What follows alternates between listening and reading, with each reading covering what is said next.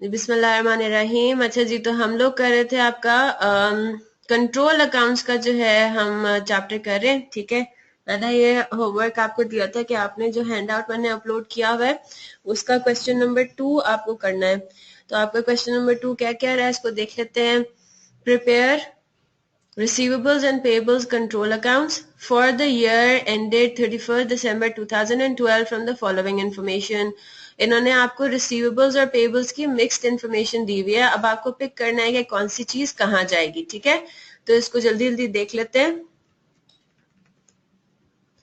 तो मैं आपके सामने इसको बना देती हूँ ताकि जिन्होंने कर लिया हुआ है वो कंपेयर भी कर लें अपना सोल्यूशन। ठीक है, और जिन्होंने नहीं किया हुआ उनको भी समझ में आ जाए और वो कर लें फिर। ठीक है, रिसीवेबल्स कंट्रोल अकाउंट और यहाँ पे पेबल्स कंट्रोल अकाउंट। अब यहाँ पे हमारे पास क्या सिचुएशन है कि रिसीवेबल कंट्रोल अकाउंट के यहाँ पे 31 दिसंबर 2011 के यहाँ पे बैलेंसेस दिए हुए हैं और हमारा करंट ईयर कौन सा है 31 दिसंबर 2012, यानी कि पिछले साल का कैरेट डाउन गिवन है। तो पिछले साल का कैरेट डाउन क्या बन जाता है हमारा, इस साल का ओपनिंग बन जाता है, ब्रॉड डाउन बन जाता है, राइट। तो ये जो आपको इन्होंने बेसिकली डेट्स ये दी हुई है इससे आपने कंफ्यूज नहीं होना। ये बेसिकली 31 दिसंबर 2011 हो या 1 जनवरी 2012, इट्स द सेम थिंग। ठीक है, तो डेबिट बैलेंस है 1.4 मिलियन, क्रेडिट बैलेंस है 5,60,000। ठीक है, तो आपके पास ये आ गया डेबिट बैलेंस है 1.5 मिलियन, क्रेडिट बैलेंस है 5,60,000 और ये आपके पास हो गए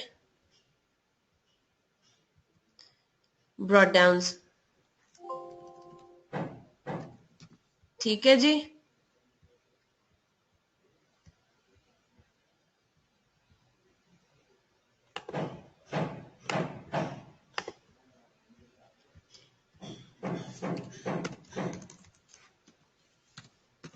ये आपका ब्रॉड डाउन हो गया, ये आपका ब्रॉड डाउन हो गया। इसी तरह इन्होंने आपको ये बताया हुआ है कि पेएबल कंट्रोल अकाउंट का जो पेएबल बैलेंस है वो कितना है 31 दिसंबर पे 1250। अब यहाँ पे डेबिट या क्रेडिट नहीं लिखा हुआ तो हमने क्या करना है, हमने ये कहना है कि ये आपका नॉर्मल बैलेंस है, राइट राइट।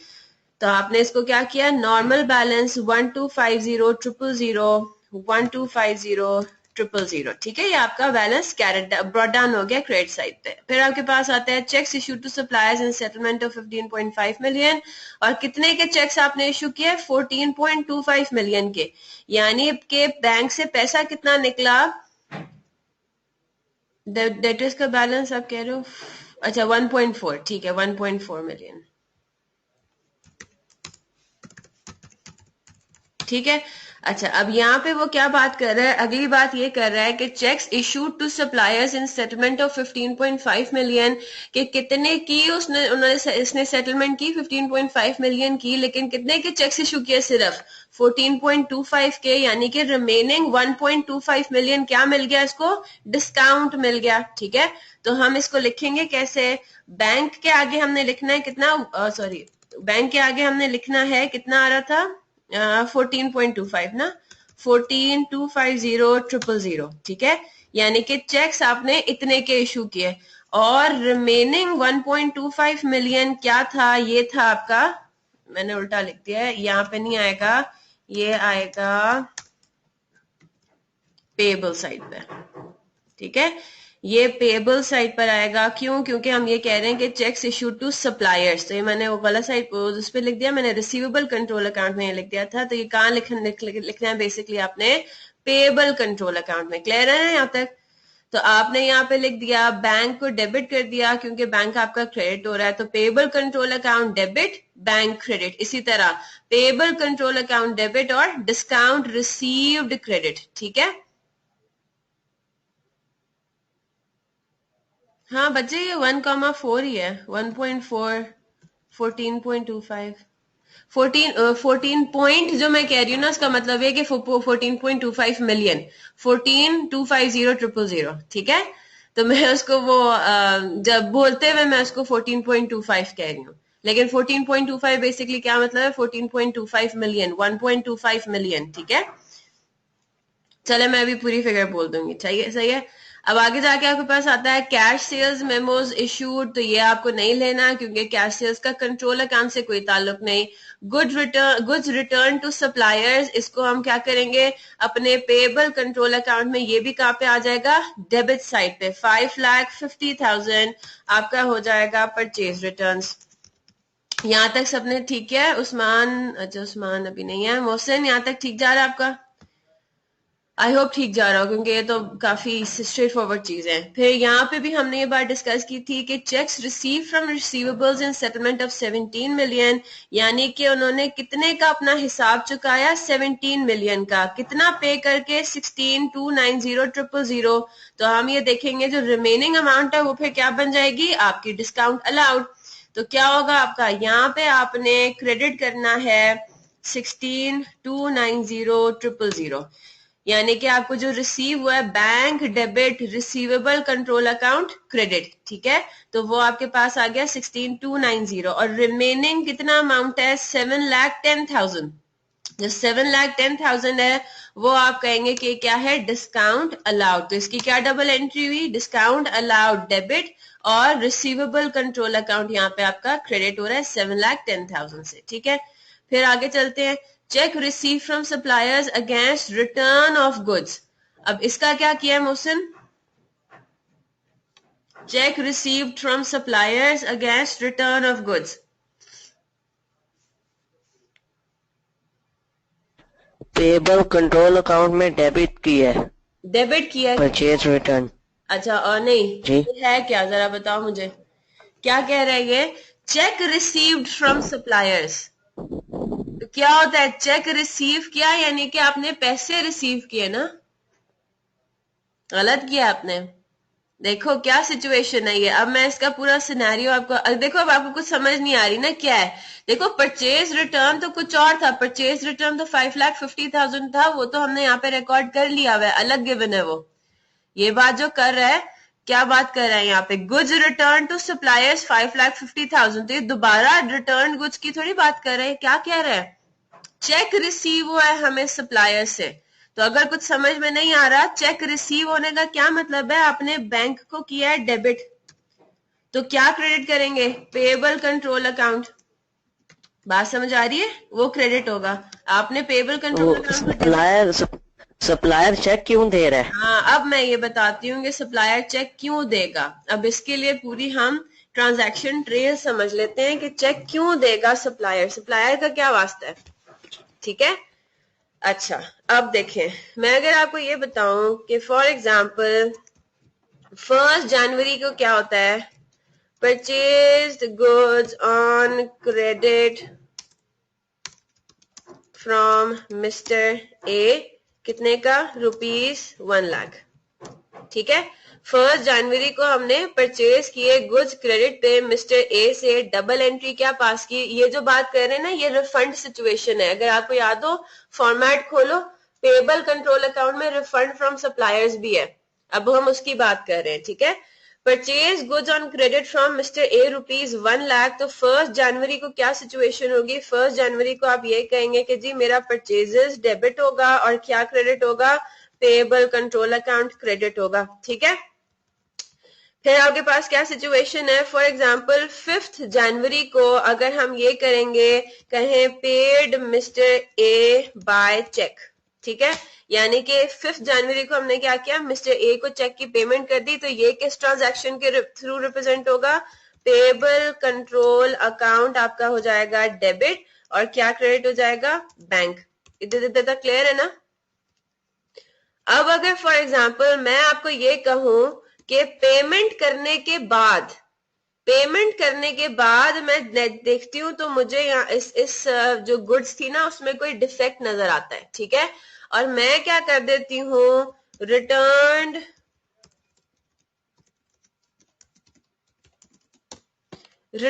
कर देती हूँ गुड्स मिस्टर ए को, तो अब ये ट्रांजैक्शन किस डबल एंट्री के थ्रू रिप्रेजेंट होगी, आप ये कहेंगे कि मेरा पेएबल कंट्रोल अकाउंट होगा डेबिट, ठीक है, और क्या क्रेडिट होगा, परचेज रिटर्न्स, यही होगा ना। अब यहाँ पे मसला क्या आ रहा है, बिल्कुल ठीक है, यहां तक तो हमें पता है कि रिटर्न करते हैं गुड्स तो पेबल कंट्रोल अकाउंट डेबिट होता है, परचेज रिटर्न क्रेडिट होता है। अब यहाँ पे अगर आप देखो, आप इन गुड्स की पेमेंट कर चुके हो, है ना, आप इन गुड्स की पेमेंट कर चुके हो। 10 जनवरी को आपने गुड्स को रिटर्न किया है, तो 10 जनवरी को आप ये बात भी लिखोगे ना अपने पास ये बात कहोगे कि मुझे अब मिस्टर ए से अपने 1 लाख रुपए वापस लेने हैं। क्यों? क्योंकि जो गुड्स मैंने अभी रिटर्न किए उनकी मैं पेमेंट कर चुका था या कर चुकी थी, राइट? इतनी बात क्लियर है? 10 जनवरी को सिर्फ क्या हो रहा है, 10 जनवरी को सिर्फ आप गुड्स रिटर्न कर रहे हो, मिस्टर ए ने आपके पैसे वापस नहीं किए। तो अब अगर मैं आपको ये कहूं कि 12 जनवरी को ये हो रहा है कि मिस्टर ए मुझे मेरे गुड्स रिटर्न कर रहे हैं थ्रू चेक, तो इसको मैं ये लिखूंगी, चेक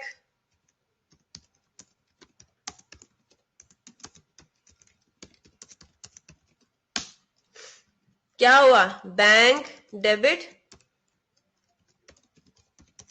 हो गया ना, ठीक है। तो अब क्या होगा, 1 लाख रुपए से मैं कहूंगी कि मेरा बैंक डेबिट हो गया और पेबल कंट्रोल अकाउंट क्रेडिट हो गया। अब जरा यहाँ पे वापस आए, देखें पहले स्टेप पे जब आपने क्रेडिट पे कोई चीज खरीदी थी, नहीं ये रिफंड्स फ्रॉम द सप्लायर है, ये तो सप्लायर से आपको रिफंड मिल रहा है। और इसका जब ऑपोजिट होगा, जब आपको कस्टमर को रिफंड करना होगा किसी भी चीज का, तो आप इसकी ऑपोजिट डबल एंट्री पास करो, बैंक क्रेडिट होगा और रिसीवेबल कंट्रोल अकाउंट डेबिट होगा। अभी जो हम पढ़ रहे हैं वो तो पेबल कंट्रोल अकाउंट का है, वो सप्लायर से रिफंड है, ठीक है, और वो क्रेडिट साइड पे आएगा, सही है। अब यहाँ पे एक और चीज जरा इसको एक और तरीके से समझ लें, जब आपने बिल्कुल जब कस्टमर सेल रिटर्न करेगा और ऐसी सेल रिटर्न करेगा जिसकी वो पेमेंट भी पहले कर चुका हो, तो हमें क्या करना होगा, रिफंड करना होगा। आपको इस पूरे उसमें सिनेरियो में जाने की जरूरत नहीं है कि क्या हुआ क्या नहीं हुआ, ये बात लिखी हुई है। आप ये कहोगे चेक रिसीव हुआ है, यानी कि बैंक को क्या करना है, डेबिट करना है, तो और कहा किससे हमें रिसीव हुआ है, सप्लायर से रिसीव हुआ है। सप्लायर का अकाउंट कौन सा है, पेबल कंट्रोल अकाउंट। तो बैंक अगर डेबिट हो रहा है तो क्रेडिट क्या हो रहा है, सप्लायर का अकाउंट यानी कि पेबल कंट्रोल अकाउंट। इस तरह से इसको करो, ठीक है। पूरा पीछे जाने की जरूरत नहीं है कि क्या हुआ होगा क्या नहीं हुआ होगा, बस जो चीज गिवन है आपने उसी को फोकस करना है। ये तो मैंने आपको सिनेरियो समझाने के लिए किया है, ठीक है। अब यहाँ पे जरा देखिए, यहाँ पे क्या हुआ है, जब आपने गुड्स खरीदी थी क्रेडिट पे, तो आपने क्या रेज कर दी थी, आपने लाइबिलिटी रेज कर दी थी, है ना, आपने लाइबिलिटी इंक्रीज कर दी थी। जब आपने उसकी पेमेंट कर दी तो आपने लाइबिलिटी को क्या कर दिया, खत्म कर दिया, डेबिट कर दिया अपनी बुक्स में से। तो 1 लाख रुपीज रेज होके 1 लाख रुपीज खत्म भी हो रहे हैं। फिर जब आप अगली ट्रांजैक्शन कर रहे हो, जब आप गुड्स को रिटर्न कर रहे हो, तो आप क्या कर रहे हो, लाइबिलिटी अकाउंट को डेबिट कर रहे हो, यानी कि अब नए सिरे से इस ट्रांजैक्शन को आप लेकर आ रहे हो और क्या कह रहे हो कि अब मैं रिसीवेबल बुक करने जा रहा हूं, राइट, या करने जा रही हूं। कहां गया, ये रहा। तो यहाँ पे तीसरी ट्रांजैक्शन में क्या हो गया, आपने अपने पास डेबिट की है पेबल कंट्रोल अकाउंट। जो पहले जो हो रहा था वो होके खत्म हो गया, उसका इफेक्ट नलिफाई हो गया, right. Payable control account credit हो गया, डेबिट भी हो गया। लेकिन अब जब आप रिटर्न कर रहे हो गुड्स को, तो अब एक नए सिरे से दोबारा 1 लाख रुपीज आपकी बुक्स में आ रहा है। और किस तरह से आ रहा है कि अब ये क्रेडिट नहीं हो रहा, लाइबिलिटी नहीं रेज हो रही, ये क्या रेज हो रहा है, रिसीवेबल रेज हो रहा है। किससे रेज हो रहा है, अपने पेबल से, ठीक है। आपके सप्लायर से आप क्या कहोगे, सप्लायर से मेरा ये रिसीवेबल रेज हो रहा है। क्यों रेज हो रहा है, क्योंकि मैंने गुड्स रिटर्न कर दिए, मुझे अभी तक उसके अगेंस्ट पैसे नहीं मिले। और जब आपको वो पैसे मिल जाएंगे तो बेसिकली आप अपना रिसीवेबल खत्म कर रहे हो। लेकिन ये रिसीवेबल किससे है, ये रिसीवेबल आपका सप्लायर से है। बात समझ आ रही है, इसलिए आप इसको क्या कर दोगे, क्रेडिट कर दोगे, ठीक है। इसका ऑपोजिट सिनेरियो आपका रिसीवेबल कंट्रोल अकाउंट में होता है। अगर आप अपने किसी कस्टमर को रिफंड करते हो तो रिफंड की फिगर कहाँ आती है, इस साइड पे, डेबिट साइड पे, ठीक है। तो अब आपने ये क्या करना है, आप इसको लिख दें रिफंड्स, ठीक है, फ्रॉम कस्टमर सप्लायर्स, और यहाँ पे आपने फिगर लिख देनी है 2 लाख, राइट। आगे चलते हैं, आगे आपके पास क्या है, credit sales invoices issued 22 million की, तो क्रेडिट सेल्स आपका आता है, बिल्कुल आता है। रिसीवेबल कंट्रोल अकाउंट में आप यहाँ पे सेल्स लिख देंगे।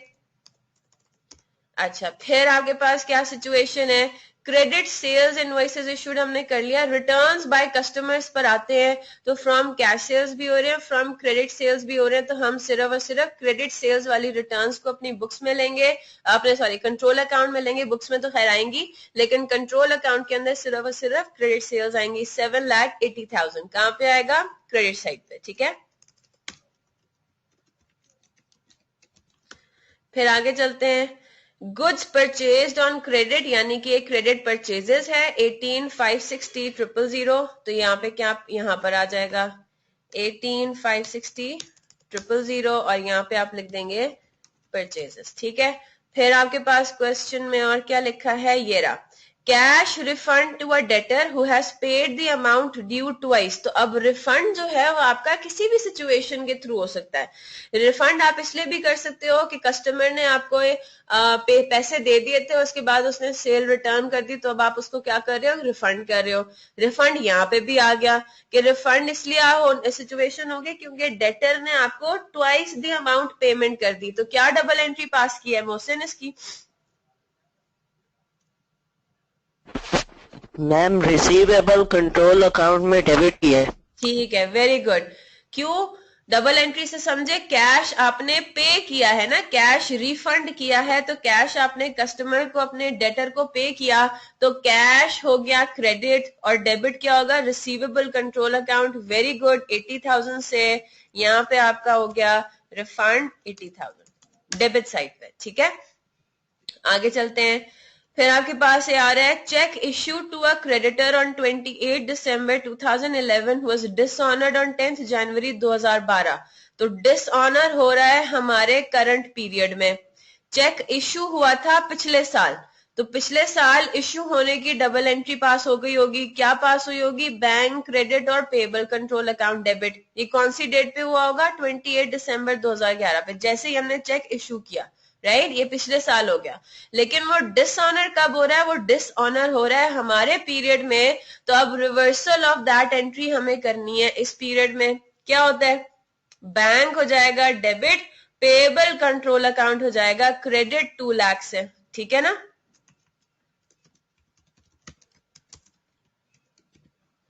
डिसऑनर्ड चेक, ये आपके पास आ गया 2 लाख रुपए। यही क्या है मोहसिन,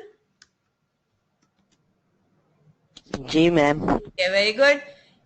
अब यहाँ पे आ गया इंक्रीज इन अलाउंस। जैसे ही अलाउंस फॉर डाउटफुल डेट्स का नाम पड़ा, आपने बोलना है ये 7,50,000 को हमने कंट्रोल अकाउंट में नहीं लेना, ठीक है। बैड डेट रिटर्न ऑफ 3,45,000, तो बैड डेट रिटर्न ऑफ आपका क्रेडिट साइड पे आता है रिसीवेबल कंट्रोल अकाउंट में, बैड डेट रिटर्न ऑफ 3,45,000। फिर आपके पास आ गया कॉन्ट्रा सेटलमेंट, तो 1,220,000, ये चीज यहां भी आएगी, और पेबल कंट्रोल अकाउंट में डेबिट साइड पे भी आएगी सेम फिगर, ठीक है। ये काम हो गया। अब आप आगे चलते हैं, आगे वो क्या कह रहा है, credit balances included in customers account as on December 31st 2012। अब यहाँ पे क्या लिखा हुआ है, बैलेंसेस लिखा हुआ है। ये आपको बता रहा है कि 31 दिसंबर पे बैलेंसेस क्या हैं। तो नंबर 1 मोहसिन, ये इस डेट की ट्रांजैक्शन नहीं है, ये इस साल की कोई ट्रांजैक्शन नहीं है, ये क्या है, बैलेंस है, ठीक है।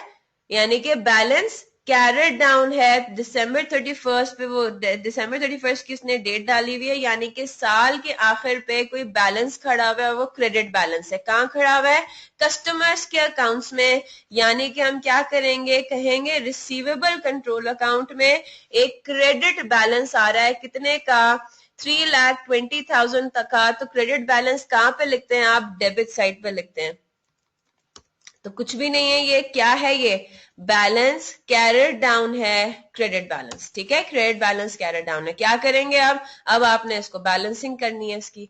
जब इसकी बैलेंसिंग करेंगे तो बैलेंसिंग फिगर अब आपकी कहां पे आएगी, दूसरी यहां पर आएगी, और ये आपका होगा कैरेट डाउन डेबिट बैलेंस। जी, यानी कि जो जो एडवांस हमने कस्टमर से लिए थे, ये उनसे बचा हुआ बैलेंस है। ये उनका बचा हुआ बैलेंस है, इसको इस तरह समझ लें।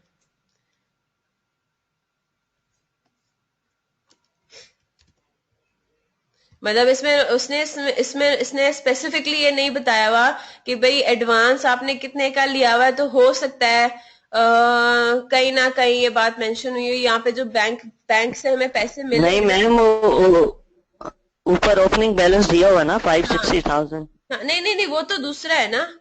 हाँ 5,60,000, सही, यूर राइट, 5,60,000 है, बिल्कुल ठीक। हाँ 5,60,000 में से बचा हुआ है 3,20,000। Yes, that's one way of understanding that, कि 5,60,000 में जो एडवांस हमें गिवन था उसमें से अभी साल के आखिर तक अभी भी 3,20,000 का एडवांस है, अभी तक हमने इसके अगेंस्ट गुड सप्लाई नहीं किए। यस, ये एक तरीका है समझने का।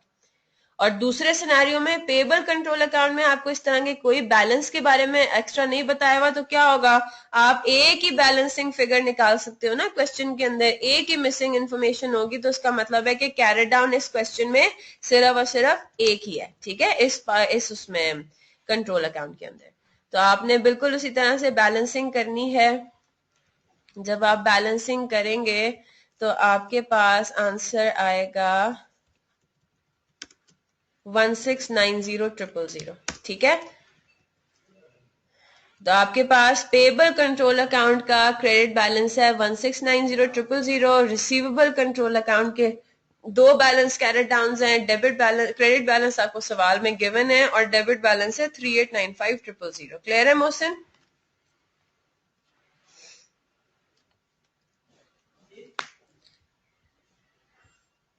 ठीक है, अब हम एक और सवाल कर लेते हैं, अपना पास पेपर्स का है ये, ऑटम 2014 का क्वेश्चन नंबर 2, ठीक है।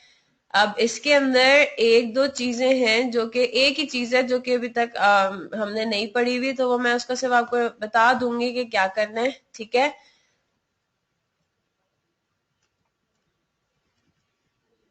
अभी आपके पास गिवन है इन्फॉर्मेशन, ठीक है। इसमें जो एक चीज मुझे डिस्कस करनी थी, अब वो बात करनी है हमें बिल ऑफ एक्सचेंज की। ये सिर्फ अब एक एडिशनल चीज है जो कि हम पढ़ेंगे, ठीक है। उसके बाद बेसिक कंट्रोल अकाउंट्स का जो एरिया है वो हमारा हो जाएगा कंप्लीट, ठीक है।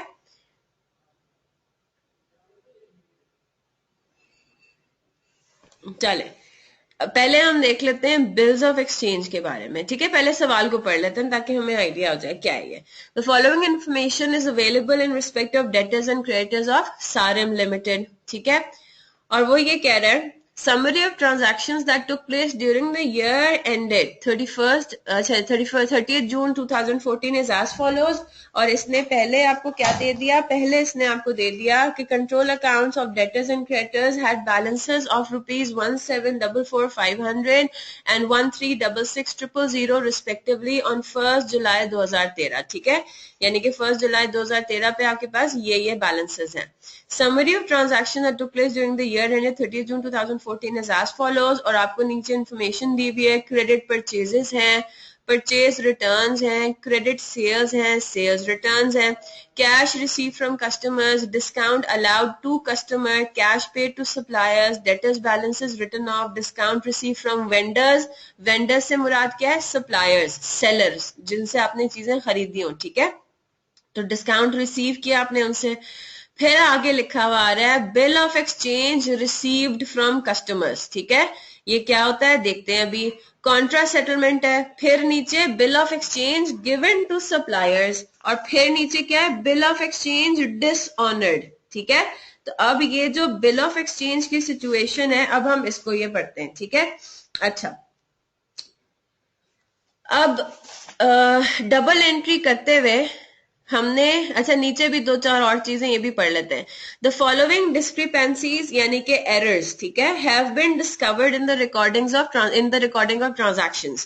पहली क्या है कि a payment of ₹26,000 on 18 December 2013 against a purchase was wrongly recorded as salaries expense, ठीक है। यानी कि आपने यहाँ पे जो आपके पास आ रहा है ना कैश पे टू सप्लायर्स, ये 7210300, इसका क्या मतलब है कि कि आपने एक पेमेंट की थी अगेंस्ट द परचेज, यानी कि क्रेडिटर को पेमेंट की थी 26,000 की, लेकिन उसको कहां पे रिकॉर्ड कर दिया एज अ सैलरीज एक्सपेंस, यानी कि बैंक को क्रेडिट किया और डेबिट क्या कर दिया, सैलरीज एक्सपेंस। क्या करना चाहिए था, पेएबल कंट्रोल अकाउंट डेबिट करना चाहिए था 26,000 से, ठीक है। तो यहाँ पे ये एरर हो गया, यानी कि जो फिगर गिवन है 7210,300, ये क्या है, ये फिगर शॉर्ट है, हमें 26,000 इसमें ऐड करना होगा। आगे आते हैं, sales return book had been overcast by 22,000। Overcast से क्या मतलब है, ओवरकास्ट से मतलब है हम क्या करते हैं, डे बुक्स की टोटलिंग करते हैं ना, डे बुक्स के कॉलम्स की टोटल कर रहे होते हैं। तो जब और टोटल से हम जनरल लेजर में डबल एंट्रीज पास करते हैं। तो अगर हम टोटल करते हुए गलती करते हैं, कैलकुलेटर में फॉर एग्जांपल 1+1 लिखा हुआ था, एक रो में लिखा हुआ था 1 और दूसरी में लिखा हुआ था 1, राइट। तो 1+1 करना था, तो आप 1+1 टोटल में 2 लिखने के बजाय अगर 3 लिख दें तो क्या होगा, उस 3 से ही आपका जनरल लेजर में डबल एंट्री पास हो जाएगी, यानी कि वो गलत होगी। तो ओवरकास्टिंग का क्या मतलब है कि टोटल करते हुए आपने ज्यादा से फिगर लिख दी टोटल की कॉलम में, ठीक है। यानी आपको करना था 1+1 2 लिखना था, लेकिन आपने 1+1 लिख दिया 3, राइट। तो इसमें क्या लिखा हुआ है कि जब हम सेल्स रिटर्न बुक को हमने टोटल किया तो हमने कितने से ज्यादा टोटल कर दिया, 22,000 से, राइट। तो इसका मतलब ये है कि यहाँ पे जो सेल्स रिटर्न की फिगर आ रही है 144,400, ये क्या है, ओवरकास्टेड है, ये है ना। इसमें ज्यादा 22,000 से ज्यादा फिगर आ गई हुई है, आपको क्या करना है, इसमें से 22,000 लेस करना है, ठीक है। मोहसिन बात समझ आ रही है। कास्टिंग का मतलब होता है, कास्ट का मतलब होता है टोटल करना, ओवरकास्ट का मतलब है टोटल ज्यादा से कर देना, अंडर कास्ट का मतलब होता है टोटल में कम लिख देना फिगर। फॉर एग्जाम्पल 1+2 था, आपका आंसर था 3, आपने लिख दिया 2, तो 1+2 आपने लिख दिया 2, टोटल में 2 लिख दिया, तो वो अंडर कास्टिंग हो जाएगी, ठीक है। कास्टिंग करते हुए आपने गलती कर दी। और तीसरा जो आइटम है वो अभी तक हमने नहीं पढ़ा हुआ सस्पेंस अकाउंट का, तो इसको मैं सिर्फ आपको बता दूंगी कि करना क्या है, ये बात इंशाल्लाह आपको बाद में समझ आ जाएगी, ठीक है। इसको आपने क्रेडिटर्स के कंट्रोल अकाउंट में डेबिट साइड पे ही लिख देना, यहाँ पे डेबिट है 30,000 डेबिट है, तो उसको क्रेडिटर्स के कंट्रोल अकाउंट में डेबिट साइड पे लिख देंगे 30,000। अच्छा, अब जरा बिल ऑफ एक्सचेंज के बारे में डिस्कस कर लेते हैं, ठीक है। बिल के बारे में हमने थोड़ा सा पहले पढ़ा हुआ है, ठीक है। और वो कब पढ़ा हुआ है, नोट्स पेबल याद है, डबल एंट्री बुक कीपिंग करते हुए हमने 1-2 ट्रांजैक्शंस पढ़ी थी, नोट्स पेबल। तो मैंने आपको ये कहा था कि क्या है, एक स्पेशल लाइबिलिटी है ना, जिस तरह trade normal payable control account होता है वो एक लाइबिलिटी है, बैंक लोन एक लाइबिलिटी है, इसी तरह नोट्स पेबल भी क्या है, एक लाइबिलिटी है, लेकिन वो आपके नॉर्मल पेबल से डिफरेंट है, ठीक है। अब हम उसके थोड़े सिनेरियो को पढ़ लेते हैं। बिल ऑफ एक्सचेंज या नोट पेबल, ठीक है, या नोट्स, ये बेसिकली सेम ही चीज है। Notes is basically a form of bill of exchange. होता क्या है, इसको आप इस तरह से समझें कि ये खास किस्म की कोई अग्रीमेंट टाइप की है, ठीक है। जिस तरह बैंक लोन हमें मिलता है किसी एग्रीमेंट के अंडर, इसी तरह बिल ऑफ एक्सचेंज भी क्या है, एक एग्रीमेंट है, short term loan, short term liability का। इन अदर वर्ड्स होता क्या है, मैं अगर आपको इसमें अगेन ट्रेल से समझाऊं, फॉर एग्जाम्पल 1 जून को मैं आपको ये कह रही हूं कि आई परचेज्ड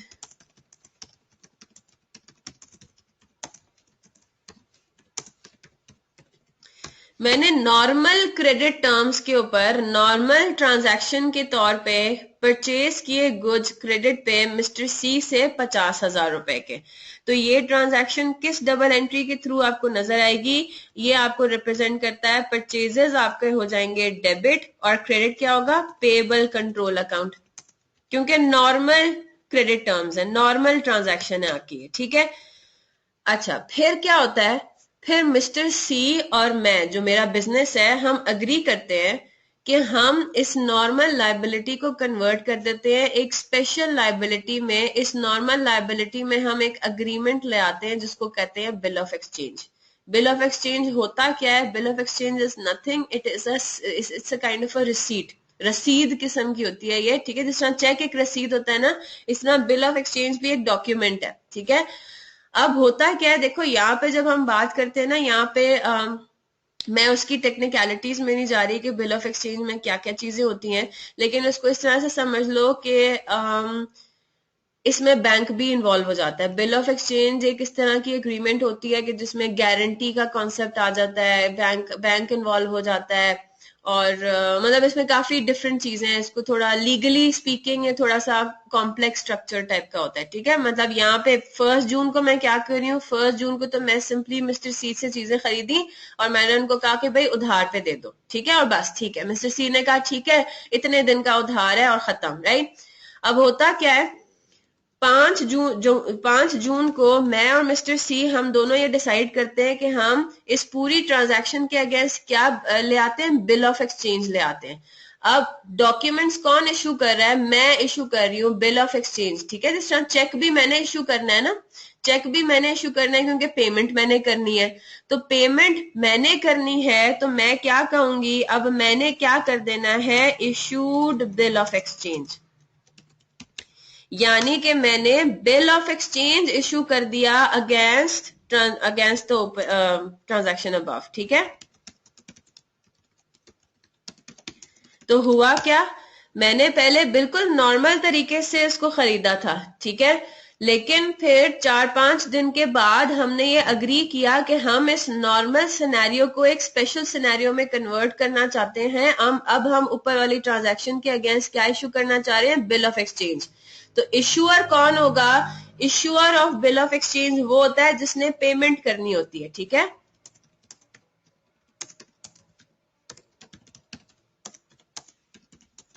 जो कि आपका कस्टमर होता है, ठीक है।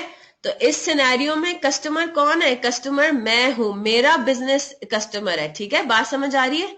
तो इशू कौन करेगा, बिल ऑफ एक्सचेंज इशू करूंगी मैं, ठीक है। अब मैंने क्या किया, अब मैं अभी भी लाइबिलिटी है, मैंने पेमेंट नहीं की, मैंने सिर्फ क्या कर दिया, उसके अगेंस्ट एक नई रसीद इशू कर दी, एक नया उसको स्टेटस दे दिया, और मैंने उसको कहा कि भाई मैं इसके अगेंस्ट ना बिल ऑफ एक्सचेंज इशू करना चाह रही हूँ। पेमेंट नहीं है ये, पेमेंट तो तब होगी जब मैं कोई चेक इशू करूंगी या कैश इशू करूंगी, ठीक है।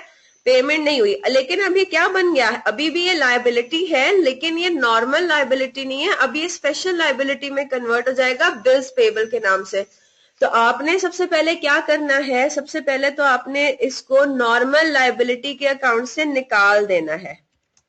क्या करना है, पेबल कंट्रोल अकाउंट को आप कर देंगे डेबिट, कितने से, वही 50,000 से, ठीक है। तो पेबल कंट्रोल अकाउंट को आपने कर दिया डेबिट, और इसको उठा के कहां ट्रांसफर कर दिया, ये भी आपका लायबिलिटी का ही अकाउंट होगा, बिल्स पेबल। तो बात यहाँ पे हो क्या रही, यहाँ पे ट्रांसफर हो रहा है, लायबिलिटी अभी भी खड़ी हुई है, लेकिन उस लायबिलिटी को आप एक अकाउंट से निकाल के दूसरे टाइप ऑफ अकाउंट में ले गए। बात समझ आ रही है? हाँ जी मोहसिन, ये नॉर्मल लायबिलिटी है, normal credit terms, normal scenario, बिल्कुल। तो अब आपने कहा कि ये नॉर्मल सिनेरियो नहीं रहा, तो मैं नॉर्मल लायबिलिटी अकाउंट को डेबिट किया और स्पेशल एक लायबिलिटी अकाउंट खोल दिया, बिल्स पेबल के नाम से ही क्रेडिट हो गया, ठीक है। ये बात हो गई। तो हमने ये देखा कि अगर आपके पास होता है कोई, तो आपने उसमें डबल एंट्री ये वाली पास करनी है, ठीक है। अच्छा, अब चेक डिसऑनर हो जाता है ना, इसी तरह बिल ऑफ एक्सचेंज भी डिसऑनर हो सकता है। तो फॉर एग्जाम्पल अगर मैं आपको ये कहूं कि 25 जून को ऊपर वाला जो बिल ऑफ एक्सचेंज आपने इशू किया था वो डिसऑनर हो गया, तो क्या करते हैं, जब हमारा चेक भी डिसऑनर होता है तो हम पेमेंट की डबल एंट्री को रिवर्स कर देते हैं। तो इस तरह जब यहाँ पे बिल ऑफ एक्सचेंज डिसऑनर होगा तो हम ये ऊपर वाली जो एंट्री थी इसको रिवर्स कर देंगे। हम क्या कहेंगे, अब ये स्पेशल लायबिलिटी के अकाउंट से निकल के वापस से कहां चला जाएगा, नॉर्मल लायबिलिटी के अकाउंट में, ठीक है। सही है बात? अगर आपके पास बिल ऑफ एक्सचेंज अब डिसऑनर हो गया तो आप क्या करोगे, बिल्स पेबल को डेबिट कर दोगे। आप ये कह दोगे कि अब ये स्पेशल लाइबिलिटी खत्म होगी। क्यों? क्योंकि ये जो डॉक्यूमेंट था bill of exchange, it got dishonoured, तो ये कैंसिल आउट हो गया। जब वो कैंसिल हो गया तो बिल्स पेबल हो गया आपका डेबिट। अब क्रेडिट क्या होगा, पेमेंट नहीं हुई अभी तक, ठीक है, पेमेंट अभी तक हमने नहीं की, अभी तक सिर्फ हम लोग इश्यू कर रहे हैं डॉक्यूमेंट्स और बस बातचीत चल रही है, ठीक है। तो क्या हो जाएगा, वापस से आप उसको अपनी नॉर्मल लायबिलिटी के अकाउंट में ले आओगे, ठीक है। बात समझ आ गई? तो अगर आपके पास बिल ऑफ एक्सचेंज इश्यू होता है, डबल एंट्री पास होगी ये। अगर बिल ऑफ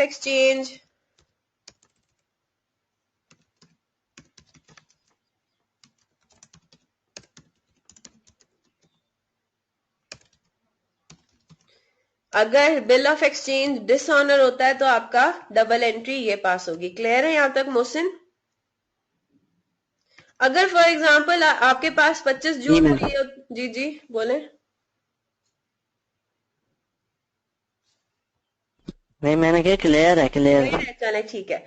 अगर फॉर एग्जाम्पल आपके पास ये सिचुएशन होती है, अगर आप ये बोलो कि भाई बिल ऑफ एक्सचेंज अगर डिसऑनर नहीं हुआ और वो उसके अगेंस्ट पेमेंट हो गई तो क्या डबल एंट्री होगी, बैंक क्रेडिट और बिल्स पेएबल डेबिट, है ना, क्योंकि वो आपकी स्पेशल लाइबिलिटी में रहते रहते ही आपने उसकी पेमेंट कर दी, तो हमारा उससे कंट्रोल अकाउंट से हमारा कोई ताल्लुक नहीं है, ठीक है।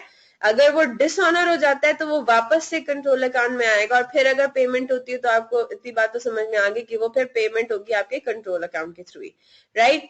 अब एक बच्चे ने मेरे से सवाल पूछा था कि अगर फॉर एग्जाम्पल यहाँ पे क्या सिनेरियो हो रहा है, यहाँ पे ये सिनेरियो हो रहा है कि पहले आपकी ट्रांजैक्शन क्या थी, अंडर नॉर्मल टर्म्स थी, ठीक है, और फिर आपने उसको किसमें कन्वर्ट किया, बिल ऑफ एक्सचेंज में। तो इस तरह से भी हो सकता है कि आपकी जो ट्रांजैक्शन थी वो हो ही पहले बिल ऑफ एक्सचेंज के टर्म्स पे, ठीक है। यानी कि 1 जून को अगर ट्रांजैक्शन ये होती,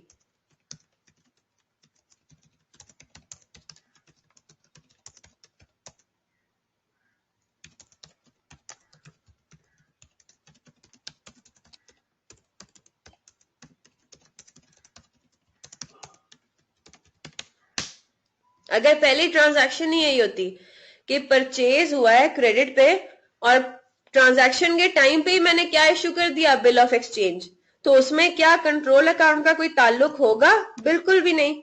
परचेज मेरी डेबिट हो जाएगी 50,000 से और डायरेक्टली क्या क्रेडिट हो जाएगा, बिल्स पेएबल, ठीक है। तो ये काम सिर्फ आपने ट्रांसफर का काम तब करना है, ये वाली डबल एंट्री आपने तब पास करनी है अगर पहले ओरिजिनल ट्रांजैक्शन जो है वो आपकी हुई भी हो नॉर्मल क्रेडिट टर्म्स पे। अब अगर सवाल में ये मेंशन ही ना हुआ हो कि भाई जो बिल्स ऑफ एक्सचेंज आपने इशू किए हैं ये किस स्टेप पे इशू किए हैं, नॉर्मल ट्रांजैक्शन मतलब ट्रांजैक्शन के टाइम पे इशू किए थे या बाद में इशू किए थे, तो आप अज्यूम करोगे कि बाद में किए थे, तो ट्रांसफर एंट्री आपको पास करनी है, ठीक है। अगर उन्होंने स्पेसिफिकली मेंशन किया हुआ है कि purchases against bill of exchange, तो फिर हम कहेंगे कि इसमें हमें ट्रांसफर एंट्री की पास करने की जरूरत नहीं है। क्यों? क्योंकि हमने परचेज करते हुए ही फौरन से बिल ऑफ एक्सचेंज इशू कर दिए थे। ये बात क्लियर है? अब ये सिचुएशन तो कब हो रहा है, ये सिचुएशन हो रहा है अगर हम इशू करें अपना बिल ऑफ एक्सचेंज किसको, पेएबल्स को, ठीक है। अगर हम पेएबल्स को अपने बिल ऑफ एक्सचेंज इशू कर रहे हैं तो क्या सिचुएशन होगा, ये सिनेरियो बिल ऑफ एक्सचेंज जो है वो रिसीवेबल्स के केस में भी हो सकता है। रिसीवेबल्स के केस में किस तरह से होगा, ट्रेल बना लेते हैं। फॉर एग्जाम्पल 1 अगस्त को मैं आपको ये बता रही हूँ, सोल्ड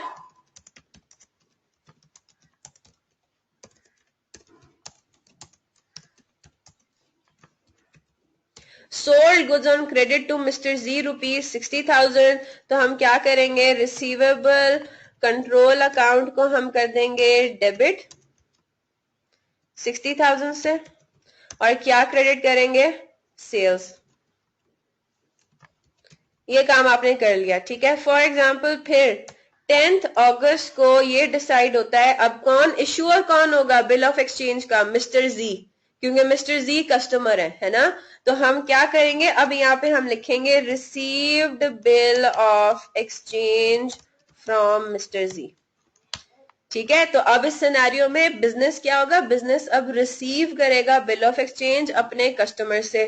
तो हम क्या करेंगे, अब बताएं क्या होगा मोहसिन, क्या डबल एंट्री पास होगी? bills receivable debit, receivable control account credit. Very good very good. अब आपके पास हो जाएगा बिल्स रिसीवेबल, अब आप डेबिट कर देंगे कि अब ये स्पेशल किस्म का रिसीवेबल बन गया है ना। बिल्स रिसीवेबल आपने डेबिट कर दिया 60,000 से, और क्या क्रेडिट कर देना है, रिसीवेबल कंट्रोल अकाउंट। आपने कहना है कि अब ये मेरी नॉर्मल रिसीवेबल नहीं रहा, अब ये मेरा स्पेशल एक रिसीवेबल बन गया, बिल्स रिसीवेबल। अच्छा, अब आप मुझे ये बताओ कि अगर 23 अगस्त को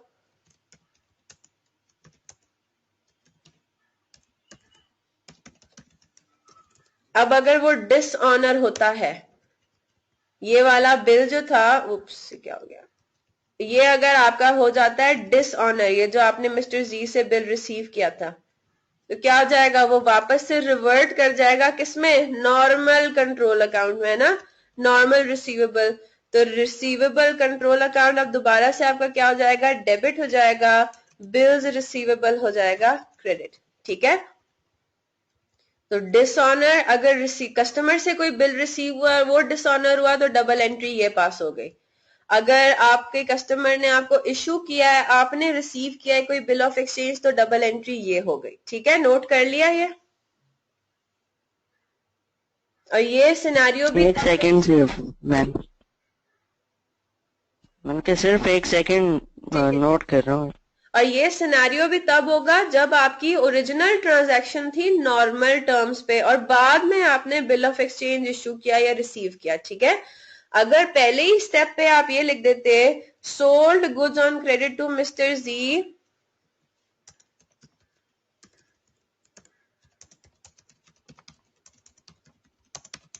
अगर ये चीज हो जाती तो हमारी क्या होती, डबल एंट्री। हम ये करते हैं बिल्स रिसीवेबल को डायरेक्टली डेबिट कर देते, और क्या होता, आपका सेल्स क्रेडिट होता। तो अब उसमें अगले स्टेप पे आपको ट्रांसफर की कोई एंट्री पास नहीं करनी थी। ठीक है, अब उसी में बिल्स रिसीवेबल वाला सिनेरियो था, शुरू में ही आपको अगर बिल्स रिसीवेबल आपने इश्यू कर दिया तो ट्रांजैक्शन डेट पे आपको फिर आगे ट्रांसफर नहीं करना। चले, कर लिया नोट।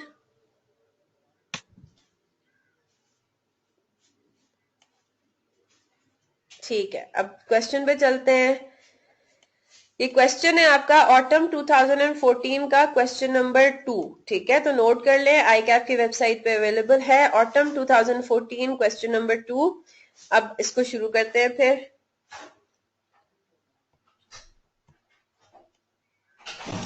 अब आपके पास ये सिचुएशन है,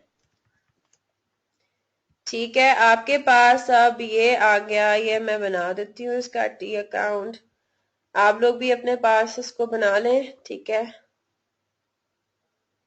ये आपका हो गया। तो इस सवाल पे पहले आते हैं, रिक्वायरमेंट पहले पढ़ते हैं। रिक्वायरमेंट क्या है, prepare debtors and creditors control accounts from the above information for the year ended 30 जून 2014। तो हम लोग उसी वही वाला नाम यूज करते हैं जो कि क्वेश्चन में यूज हुआ है, डेटर्स कंट्रोल अकाउंट और क्रेडिटर्स कंट्रोल अकाउंट। ये काम करने के बाद हम शुरू करते हैं इसके ऊपर। यहाँ पे क्या लिखा हुआ है, स्टार्टिंग में हमें क्या चाहिए, बैलेंस ब्रॉट डाउन गिवन है, साल का पहला दिन है 1 जुलाई 2013, ईयर एंडेड क्या है 30 जून 2014। तो ऐसा अकाउंटिंग ईयर जो कि एंड हो रहा है 30 जून पे 2014 पे, तो शुरू कब हुआ होगा, ये 1 जुलाई 2013, 12 महीने पहले, राइट। तो आपके पास ये सिचुएशन हो गई 1 जुलाई 2013, यानी कि बैलेंस ब्रॉट डाउन है, डेटर्स के अकाउंट में है 1744,500। तो हम यहां पर आएंगे 1 जुलाई 2013, बैलेंस ब्रॉट डाउन 1744,500। ठीक है, और इसी तरह से हम क्रेडिटर्स के बारे में बात करते हैं। तो क्रेडिटर्स में आएगा 1 जुलाई 2013, बैलेंस ब्रॉट डाउन, और यहाँ पे आ रहा है कितना, 1366,000। ठीक है, 136600। ये काम हो गया। फिर हम एक एक करके ट्रांजैक्शंस पर आते हैं। क्रेडिट परचेजेस, देखें अब इसमें आपके पास दो तरीके हैं। पहले आप ये सारी ट्रांजैक्शंस पोस्ट कर लें और फिर उसके बाद जो डिस्क्रिपेंसीज है ना उनको आप करेक्ट कर लो, ठीक है। ये भी आपके पास एक तरीका है, या साथ साथ आप डिस्क्रिपेंसीज को भी अकाउंट फॉर करते रहो। तो हम इस तरह से करते हैं कि हम पहले सारी ट्रांजैक्शंस को पोस्ट कर लेते हैं और फिर देखते हैं कि क्या गलतियां थी, उनको ठीक कैसे करना है, ठीक है। क्रेडिट परचेजेस है 8166,600, तो क्रेडिट परचेजेस है यानी कि क्रेडिटर्स कंट्रोल अकाउंट में आएगा परचेजेस 8166,600, ठीक है। फिर आपके पास आ गया परचेज रिटर्न्स 315,900। ये कहां पे आएगा? परचेज रिटर्न्स, ये आएगा डेबिट साइड पे। परचेज रिटर्न्स 315,900, ठीक है। फिर आपके पास आगे आ रहा है क्रेडिट सेल्स 10796,300। लिखे अपने पास 10796,300 क्रेडिट सेल्स। तो ये कहां पर आएगा? 10396,700, ये आएगा 103,796,300। अच्छा 796,300, ठीक है ना। ये आपके पास आ गई सेल्स डेटर्स कंट्रोल अकाउंट में। अच्छा चलो आगे। सेल्स रिटर्न्स 144,400, लिखे इसको आप अपने पास 144,400 सेल्स रिटर्न्स।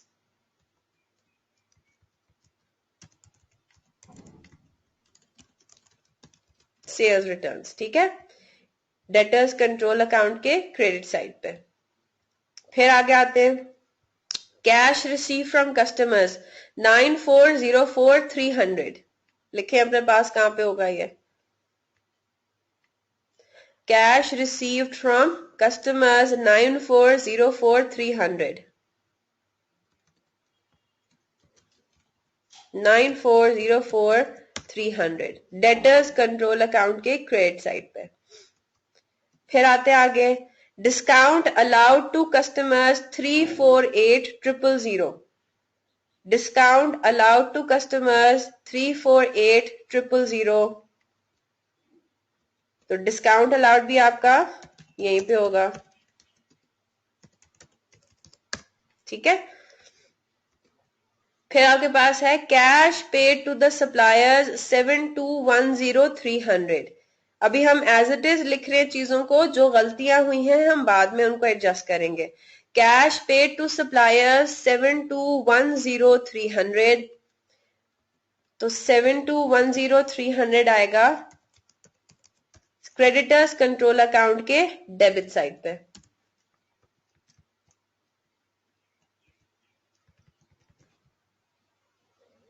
ठीक है। फिर हम आ गए आगे डेटर्स बैलेंस रिटर्न ऑफ 16,000, ये क्या है? बैड डेट है 16,000। फिर आगे आते हैं डिस्काउंट रिसीव फ्रॉम वेंडर्स 204,800, तो ये आपका आता है डिस्काउंट रिसीव्ड कितना है? 204,800, 204,800। तो डिस्काउंट रिसीव्ड आएगा क्रेडिटर्स कंट्रोल अकाउंट में। आगे चलते हैं। आगे आपके पास है 508,400 का क्या है? Bill of exchange received from customers. जी क्या करेंगे इसमें? ये हम ये अज्यूम करेंगे कि पहले स्टेप पे जब हमने कस्टमर्स को सेल किया था ना, तो वो नॉर्मल सेल थी। तो हमने क्या किया बेसिकली, इधर हम बाद में बिल ऑफ एक्सचेंज को रिसीव कर रहे हैं कस्टमर्स से। क्या होगा? Bill of exchange receive from customer, Bills receivable debit, receivable control account credit. Very good very good. तो 508,400 से हमने क्या करना है? डेटर्स कंट्रोल अकाउंट को कर देना है क्रेडिट, ठीक है। Very good. 508,400 से डेटर्स कंट्रोल अकाउंट को कर देंगे हम क्रेडिट। फिर आगे आ रहा है कॉन्ट्रा सेटलमेंट है 35,000, तो कॉन्ट्रा आप यहां पे भी लिखेंगे 35,000। क्रेडिट साइड पे, और क्रेडिटर्स कंट्रोल अकाउंट के डेबिट साइड पे भी सेम फिगर लिख देंगे, कॉन्ट्रा। ठीक है, अब आगे आता है bill of exchange given to suppliers 277,700। क्या करेंगे?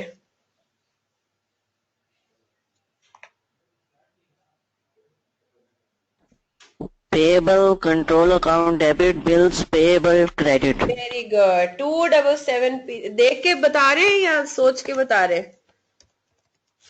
सोच के। Very good. तो आपने जो बिल ऑफ एक्सचेंज इशू किया, जो अपने सप्लायर्स को दिया, 277,700 से क्रेडिटर्स कंट्रोल अकाउंट हो गया डेबिट। फिर आगे आ रहा है bill of exchange dishonoured by a customer 30,900। तो हम क्या करेंगे, इस ये जो हमने इसका मतलब है बिल ऑफ एक्सचेंज इशू किया था, इसमें से 30,900 का क्या हो गया, वापस से आपके नॉर्मल कंट्रोल अकाउंट में आ गया, है ना। Bills of exchange dishonoured.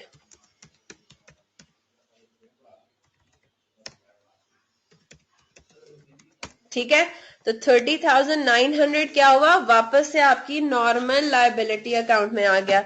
ये काम आपने कर लिया, यहां तक सब कुछ क्लियर है जी? यहां तक क्लियर है ना? अब हम आते हैं जी मैम। डिस्क्रिपेंसीज पे। ठीक है, नीचे जो डिस्क्रिपेंसीज लिखी हुई हैं, अब उनमें से पहली वाली पे आ जाते हैं। इसमें ये लिखा हुआ है a payment of ₹26,000 on 18 December 2013 against a purchase was wrongly recorded as salaries expense. अब अगर आपके दिमाग में ये बात आ रही है कि ये कैश परचेज को भी तो बोल सकता है, यानी कि क्या मतलब है इसका? इसका मतलब ये हुआ कि आपने परचेज किया कथा कुछ, और उसके अगेंस्ट आपने जब पेमेंट की, यानी कि बैंक को क्रेडिट किया, तो डेबिट आपको पेबल कंट्रोल अकाउंट के बजाय आपने डेबिट कर दिया सैलरीज एक्सपेंस। यानी कि अब इसमें डबल एंट्री क्या पास होनी क्या चाहिए थी, हम ये कहेंगे पेबल कंट्रोल अकाउंट। पेमेंट के टाइम पे क्या होता है, पेबल कंट्रोल अकाउंट डेबिट हो जाता है और बैंक क्रेडिट हो जाता है, राइट।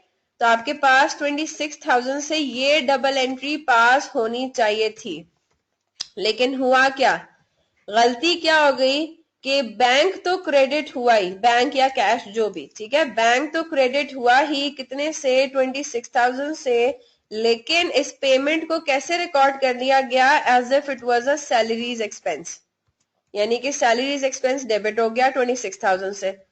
तो अब इस एरर को ठीक करने के लिए, ये है इनकरेक्ट, अब इस एरर को ठीक करने के लिए क्या करेंगे, सैलरीज एक्सपेंस को हम कर देंगे क्रेडिट, और डेबिट क्या करेंगे, पेएबल कंट्रोल अकाउंट को अब हम राइटफुली क्या कर देंगे, पेएबल कंट्रोल अकाउंट अब हम कहेंगे कि 26,000 से हमारा डेबिट हो जाना चाहिए। और ये वो था जो कि आपका सैलरीज एक्सपेंस गलती से रिकॉर्ड कर दिया गया, यानी कि ये जो हमने पेमेंट दिखाई हुई है 7210,300 अपने क्रेडिटर्स को, ये कम है, तो हम क्या कर देंगे, यहाँ पे लिख देंगे डेबिट साइड पे और कर देंगे उसको। क्लियर है बात? अब अगर किसी के दिमाग आगे मैम मैम एरर भी लिख दें, सैलरीज एक्सपेंस एरर। हाँ लिख दो, बिल्कुल ठीक, इस तरह से लिख दो, सैलरीज एक्सपेंस एरर।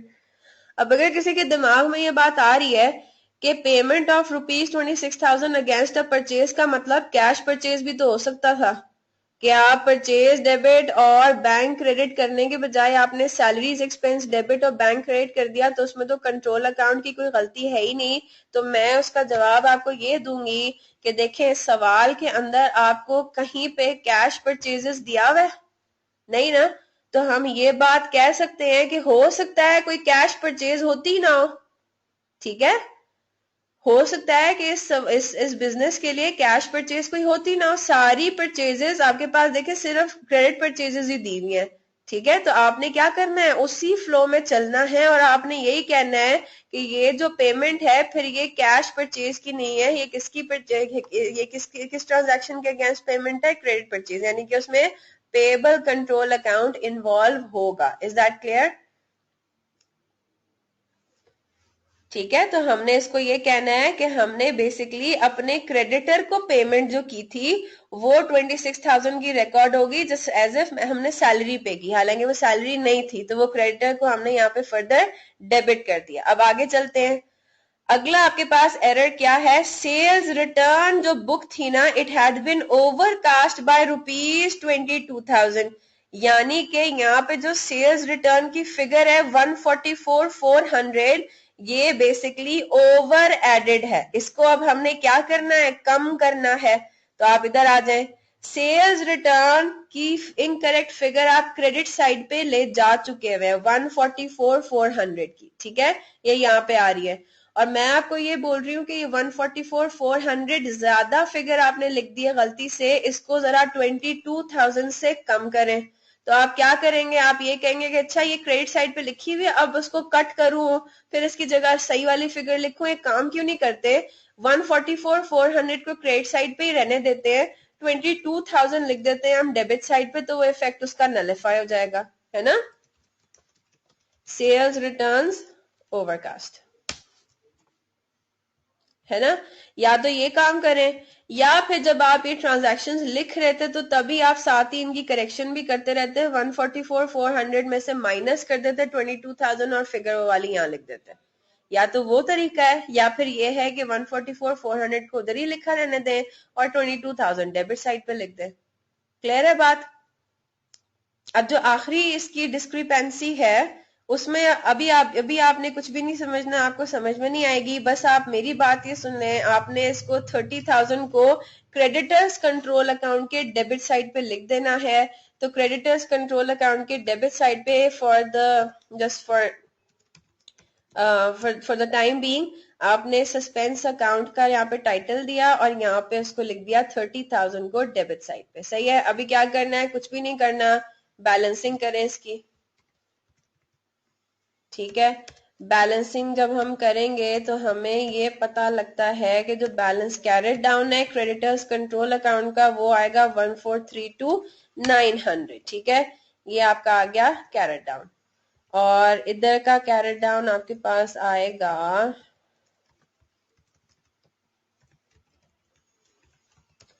मैम ये कब पढ़ेंगे सस्पेंस अकाउंट?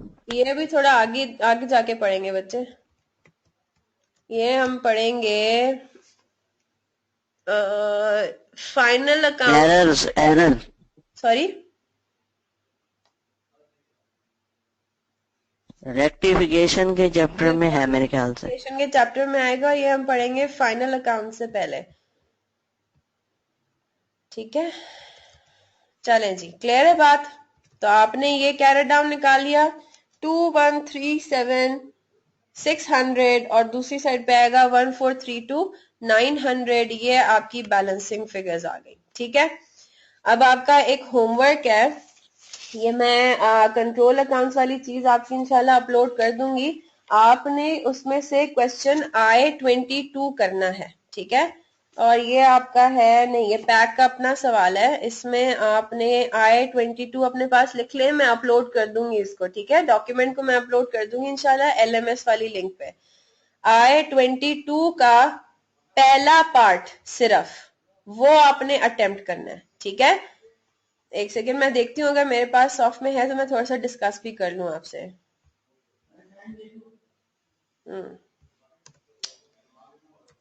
अच्छा, I-22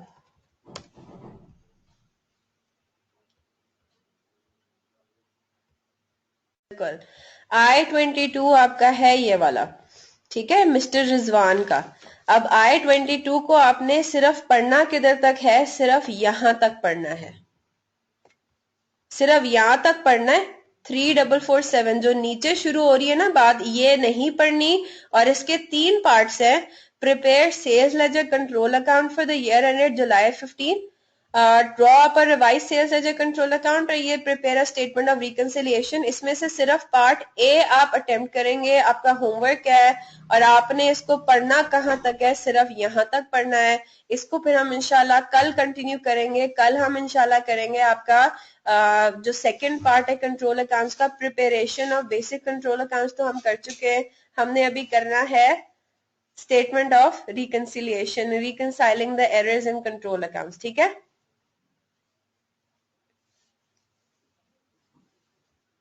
चलेंगे, कोई क्वेश्चन पूछना है तो पूछ लीजिए, अगर नहीं तो फिर इंशाल्लाह कल मिलते हैं। जी मोहसिन, कोई क्वेश्चन है? हाँ, टेस्ट आपका मैंने अपलोड कर दिया है बुक ऑफ प्राइम एंट्रीज का। आप आज के दिन जब भी मुझे व्हाट्सएप कर दें अपना सोल्यूशन, मैं इंशाल्लाह चेक करके आपको इसके ऊपर रिस्पॉन्ड कर दूंगी। ठीक है, चलें, okay, have a nice day, Allah Hafiz.